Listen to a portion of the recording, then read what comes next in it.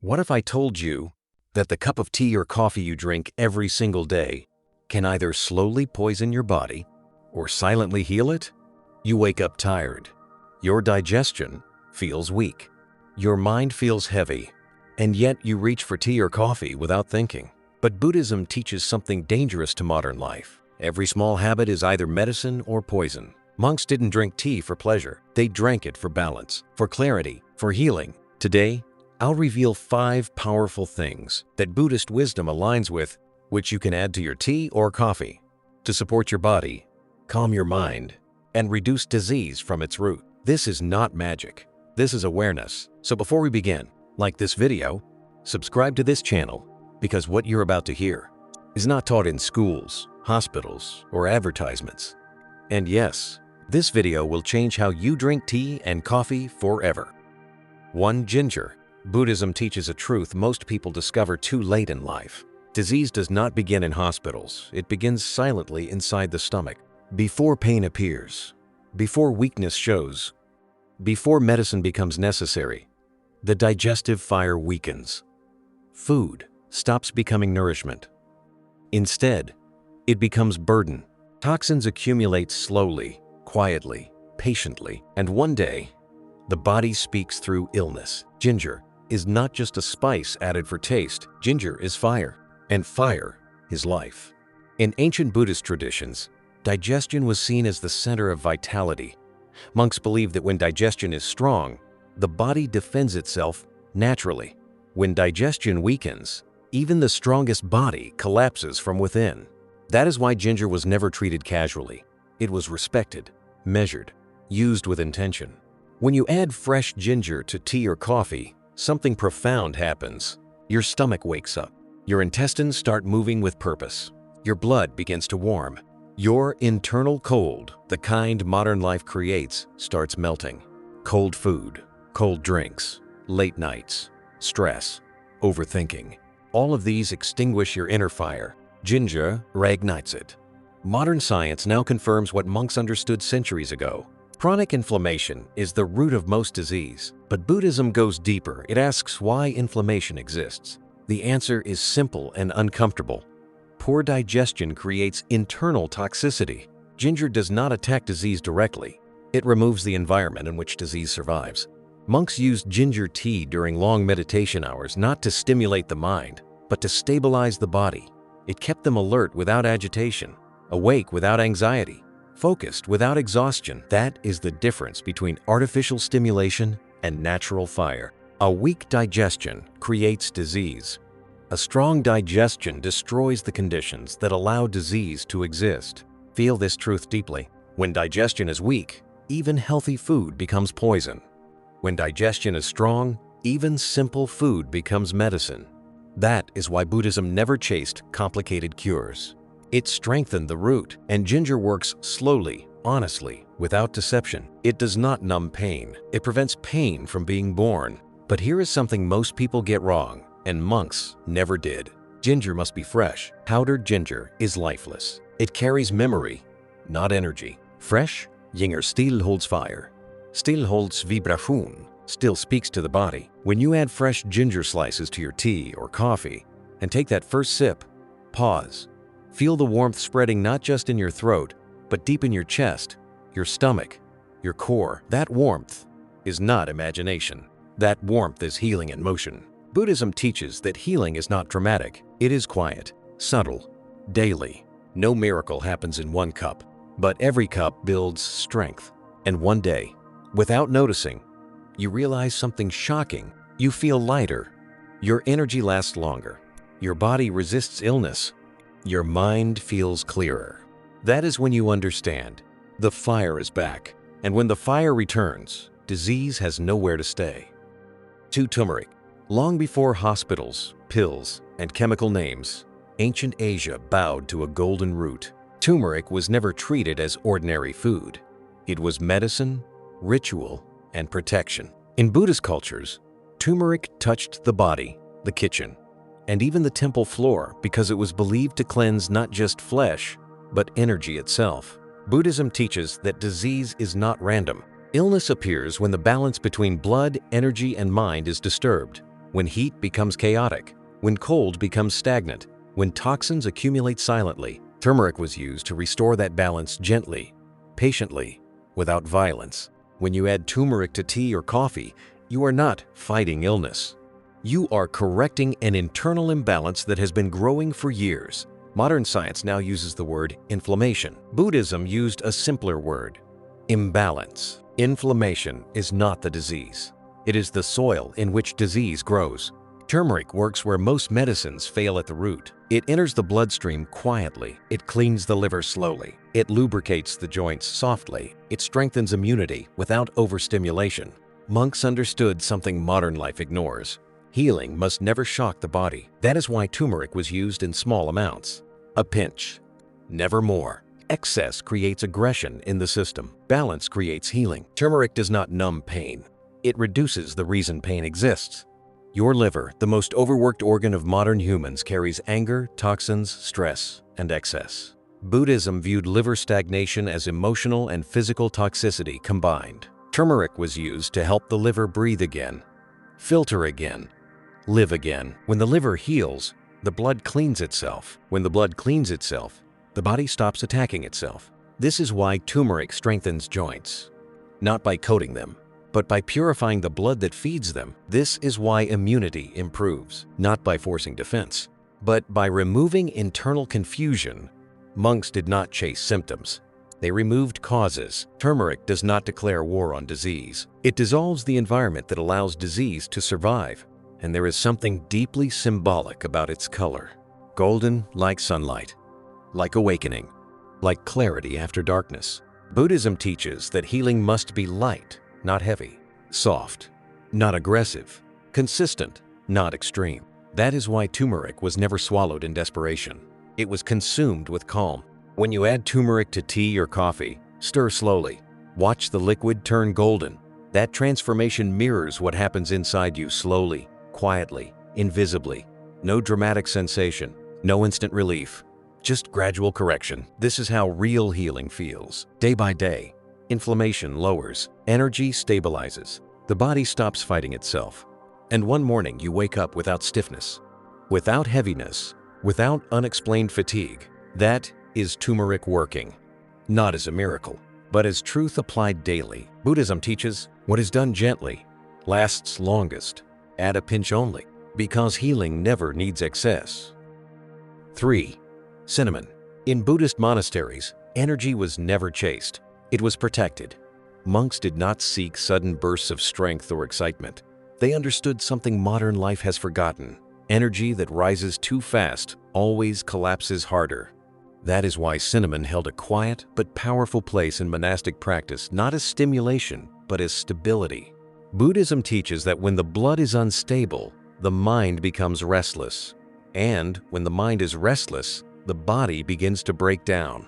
Today, science calls this blood sugar imbalance. Ancient wisdom simply called it loss of harmony. Unstable blood sugar does not announce itself loudly at first. It whispers. It whispers through fatigue that no sleep fixes, through anxiety with no clear cause, through cravings that feel uncontrollable, through immunity that weakens little by little. You feel tired, yet wired, hungry, yet unsatisfied, calm one moment, irritated the next. This is not weakness, this is imbalance. Cinnamon was used because it teaches the blood how to behave. When added to tea or coffee, cinnamon does not push energy upward. It spreads it evenly. It slows sugar absorption. It steadies circulation. It warms the body from the inside, not with aggression, but with intelligence. Modern stimulants borrow energy from tomorrow. Cinnamon protects it. Buddhist monks drank cinnamon-infused tea before meditation to prevent energy crashes. They needed clarity without restlessness, alertness without agitation, focus without hunger. Cinnamon offered all of this without demanding payment later. That is real nourishment. Cinnamon improves circulation by reminding blood where it belongs. When circulation improves, oxygen reaches the brain, the muscles, the organs, and suddenly clarity returns. Hands feel warmer, feet feel lighter. Thought becomes sharper, not faster, sharper. Buddhism never worshipped speed, it worshipped balance. And cinnamon embodies that teaching.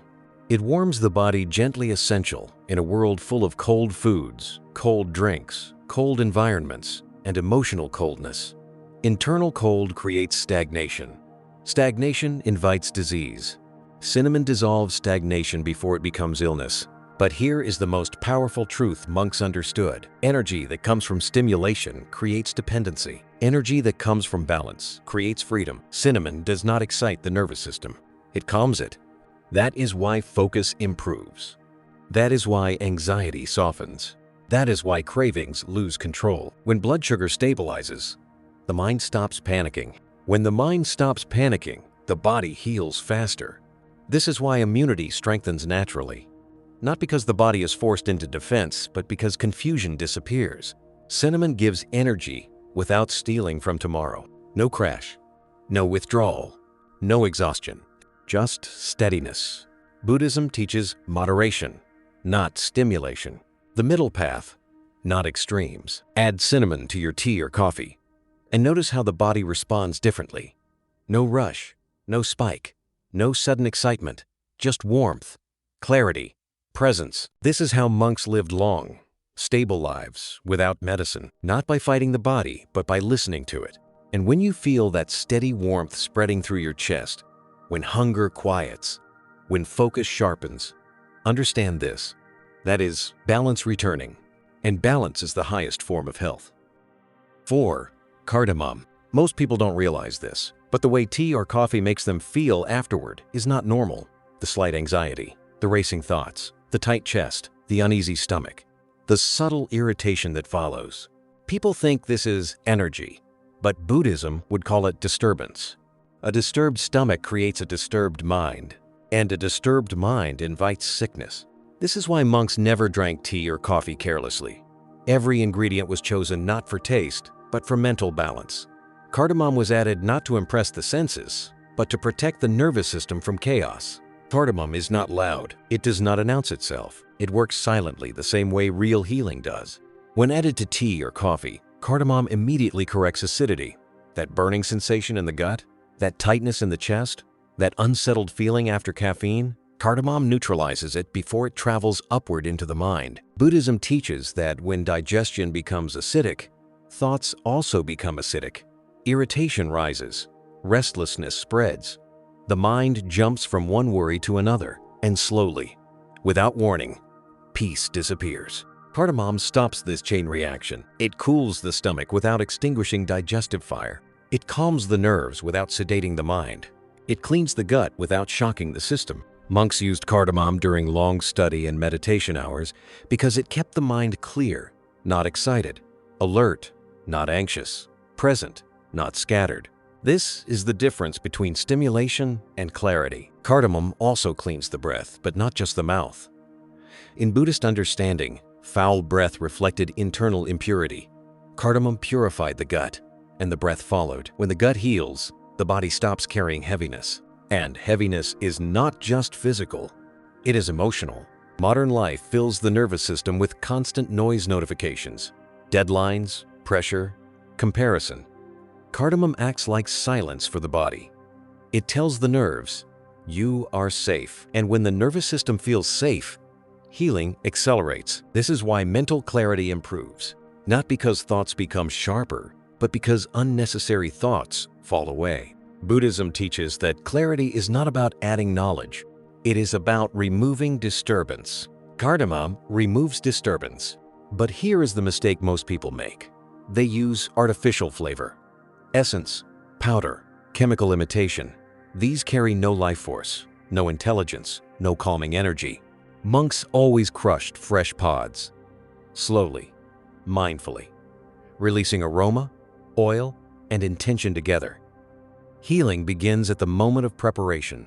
When you crush cardamom pods and add them to your tea or coffee, pause, breathe in the aroma. Feel how your chest opens slightly. That is not imagination.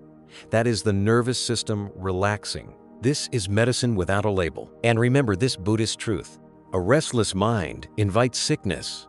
A quiet mind invites longevity. Cardamom does not fight illness. It prevents illness by restoring calm. Over time, anxiety softens, acidity disappears, sleep improves, Thoughts slow down, and one day, without realizing when it happened, you feel something rare in modern life: mental lightness.